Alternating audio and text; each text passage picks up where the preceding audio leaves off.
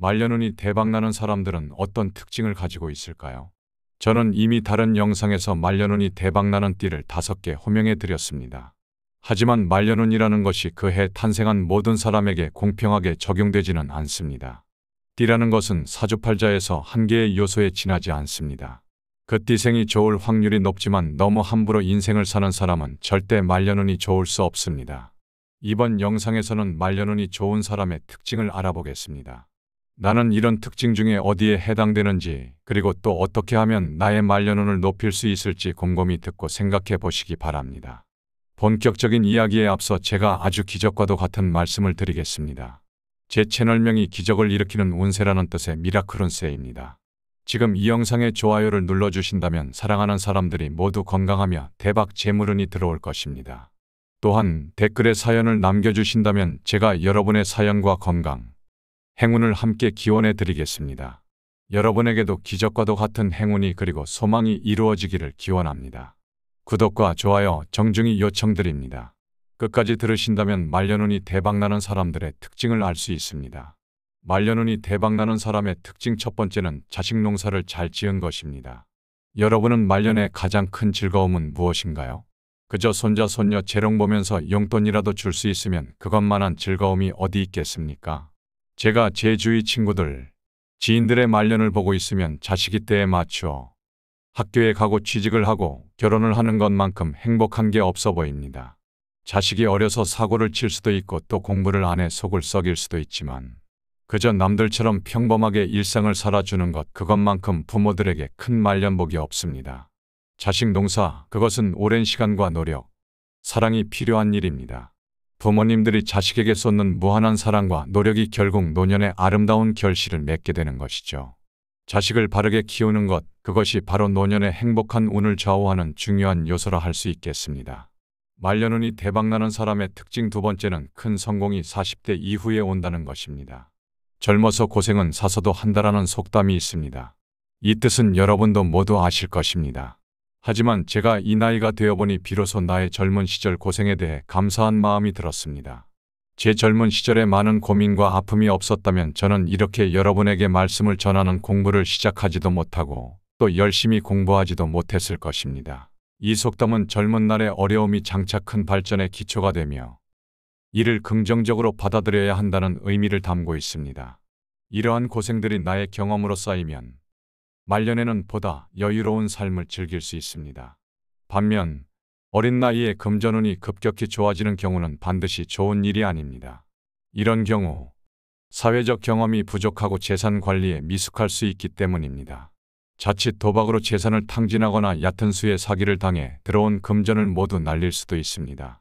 더군다나 젊은 시절 쉽게 돈을 벌었다고 해서 평생 그럴 것이라는 착각에 나태해지는 경우도 많이 보았습니다. 하지만 세상일이 그렇게 만만하지 않죠. 말년에 운이 좋은 사람들을 살펴보면 대부분은 40대 이후에 큰 행운을 맞이하는 경우가 많습니다. 이 시기에는 인간관계가 원만해지고 재물 관리에 관한 경험이 쌓여서 노년을 더 편안하게 보낼 수 있게 됩니다. 말년운이 대박나는 사람의 특징 세 번째는 중년 이후에 자기 자신을 위해 더욱더 노력한다는 것입니다. 중년기는 사주에서 보여지는 운의 전환점으로 볼 수 있습니다. 시기에는 개인의 노력과 선택이 미래의 운을 결정짓는 중요한 역할을 합니다.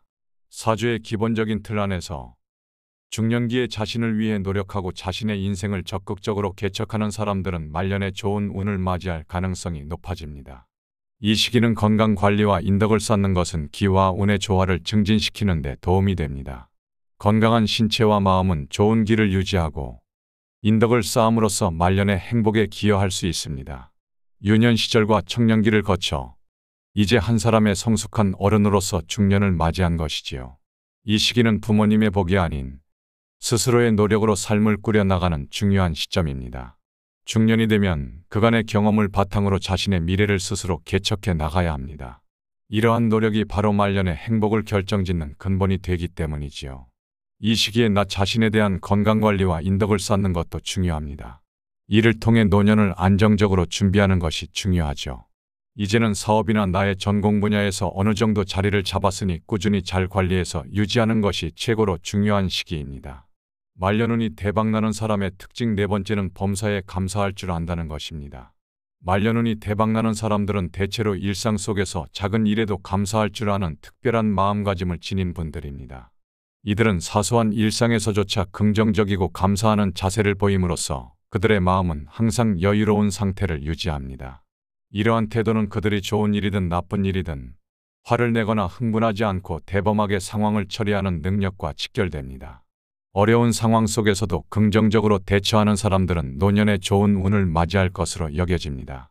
이는 작은 일에 감사하고 기뻐할 줄 아는 마음가짐이 긍정적인 에너지를 만들어내며 그 에너지가 좋은 결과로 이어지는 것입니다. 따라서 우리 모두가 일상에서 사소한 것에도 기뻐하고 감사하는 마음을 키워보는 것은 어떨까요? 웃는 얼굴과 감사의 말을 습관처럼 실천한다면 작은 행운도 우리 삶에 크게 다가올 것입니다. 이러한 긍정적인 태도는 우리 삶에 더 많은 행복과 성공을 가져다 줄 것입니다. 말년운이 대박나는 사람의 특징 5번째는 주변 사람들에게 베풀 줄 안다는 것입니다. 이들은 금전적인 도움뿐만 아니라 힘든 상황에 처한 지인에게 위로의 말을 건네거나 맛있는 음식을 나누는 등 작은 행동들로 주변에 긍정적인 영향을 끼칩니다. 이러한 행동들이 쌓여서 그들의 말년 운을 좋게 만들어줍니다. 꼭 재물을 베풀어야 좋다는 것이 아닙니다. 따뜻한 마음을 베풀어주는 것, 격려의 말로 베푸는 것, 남의 힘든 일을 내 몸으로 도와주는 것, 이런 사소하게 보이는 모든 것이 베품의 일종입니다. 말년에 복이 있는 사람들은 자신이 가진 것이 많지 않더라도 남들과 나누고 베푸는 삶을 살아갑니다. 이런 습관이 바로 그들의 말년 운을 좋게 만드는 비결입니다. 언행에서 인자함과 자신감을 가지고 말하는 것도 중요합니다. 이런 태도는 가족 간의 유대관계를 강화하고 화목하며 건강한 가정을 만듭니다. 이 또한 말년 운이 좋은 사람의 중요한 특징으로 볼 수 있습니다. 지금까지 말년 운이 대박나는 사람의 특징을 살펴보았습니다.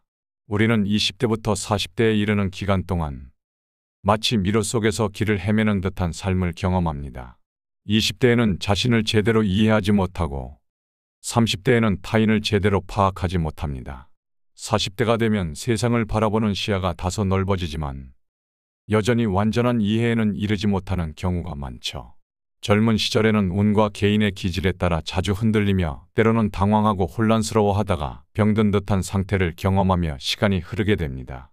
그러나 50세가 되면 인생을 전체적으로 조망할 수 있는 능력이 생깁니다. 인생의 중반을 넘어서며 얻게 되는 깊은 통찰력과 성찰의 시간을 의미합니다. 50세가 되면 삶에 대한 깊은 이해와 함께 자신의 인생을 새로운 시각으로 바라볼 수 있게 되며 이는 삶의 또 다른 전환점이 되어줍니다. 이런 시기를 잘 보내는 사람만이 진정으로 말년운이 좋은 사람이 될 것입니다.